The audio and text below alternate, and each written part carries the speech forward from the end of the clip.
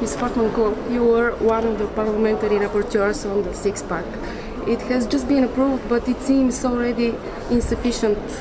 What else should be done to solve the crisis?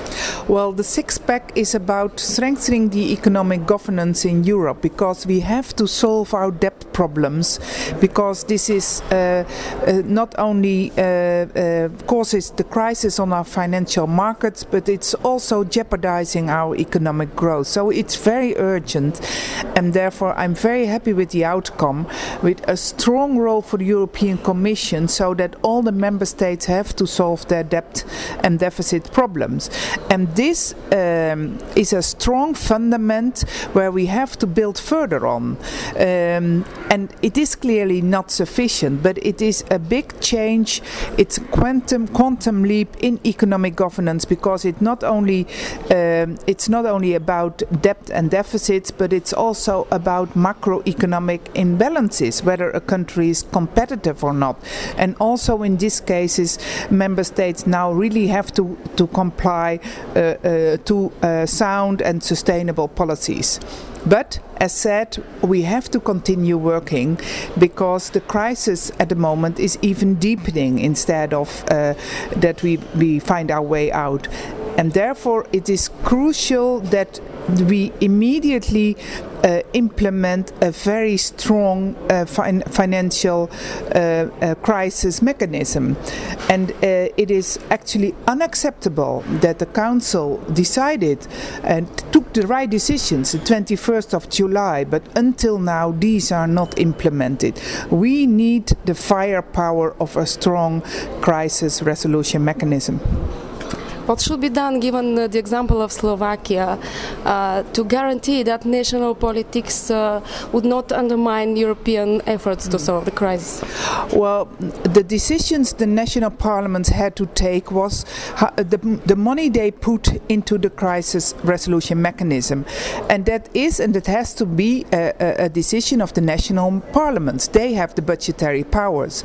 But from now on, it should get the mandate to be fully active, actually as our European IMF. We need this urgently, and it can't be the case that when there is a certain fire somewhere in Europe and our fire brigade, our emergency fund has to act, that then every time they have to go back to these 17 national parliaments. That's impossible. So now the budget is settled, the crisis fund has to act on its own. Do you agree with Mr. Barroso's last ideas on Eurozone economic governance? Yes, indeed, and Parliament and the EPP family strongly pushed him to continue further on this path of a strong community method with a strong role both for the European Commission and the European Parliament, and not making ourselves dependent from 27 member states who have to decide on the basis of unanimity, because that clearly doesn't work. And it's also very important the timing that President Barroso has announced clear proposals right now, because next weekend there will be a European summit of our heads of states and governments, and we see still a lot of hesitation there on what way forward, a lot of discussion between Mrs. Merkel and Mr. Sarkozy, and it's very important that President Barroso took the initiative and announced clear proposals. What do you expect of Merkel-Sarkozy's proposals? Well, what I see is that they are still discussing, and I think they are fully aware of what we need to do to solve our debt problems, that we need, because the crisis is deepening, that we need a plan to recapitalize our banks. But I think it's, and that is our institutional cooperation, that President Barroso, the European Commission, has to put forward proposals also on the recapitalization of the banks, because because as also in this area, when France takes another approach than Germany or Austria, then we will destroy our internal market, and these banks operate in an international scale. So the way we're going to recapitalize our bank, it's again important that we get the European approach. Mr. Barroso, as well as Angela Merkel, are talking about EU treaty changes. Do you think that we need treaty changes, and in what direction they should be? Well, history in Europe shows that through crises we are aware that we have to strengthen our cooperation, our European cooperation, and it's certainly now the case that we have to do this in the economic area, and that will mean another treaty change, but we can't wait for that. So we have to do everything possible in the current treaty, and that is already a lot. We have to do that and to implement that, and then at the same time also work on the longer future, because we all know that treaty change, well, that costs a lot of time before we achieve that, so we should not wait for that. But there is another danger about treaty changes, that many countries have to pause them at the referenda, your own country too. So are European citizens ready to vote for such changes? Well, that depends, and only a few member states really are obliged to have a referendum. Most of the countries have a parliamentary democracy where the parliament is elected and they can take these kind of decisions. That's also the case in the Netherlands, by the way.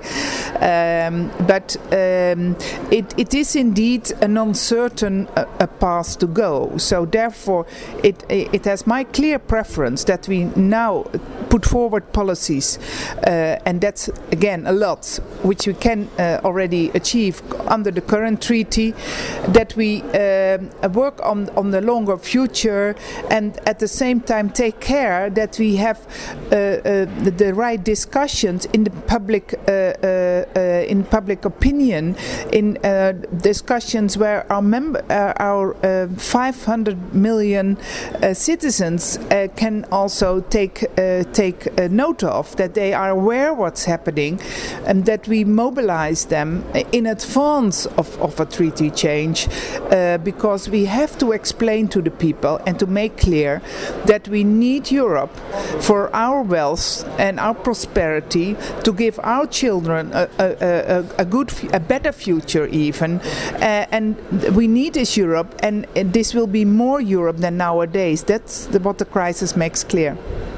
A final question, a little bit off the topic, but you're a member of the delegation for parliamentary cooperation with Armenia, Azerbaijan and Georgia, and in this context, what do you think about the Eastern Partnership Summit that was held in the end of September? Yeah.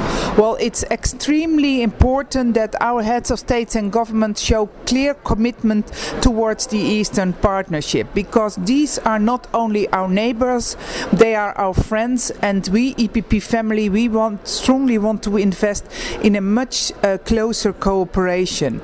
And of course this is also we want to have our European values implemented there as well, and there are huge differences for the moment. Moldova is really on the right track. Belarus democracy is in very bad shape, and what happened in Ukraine is that Yulia Tymoshenko is imprisoned and sentenced. That is unacceptable. So we need to work in the right direction with our friends, but we also have to be tough on those governments who are really not taking the right decision towards democracy and European values. So, and that's unfortunately the case both with Belarus and Ukraine. Thank you very much. Welcome. Thank you.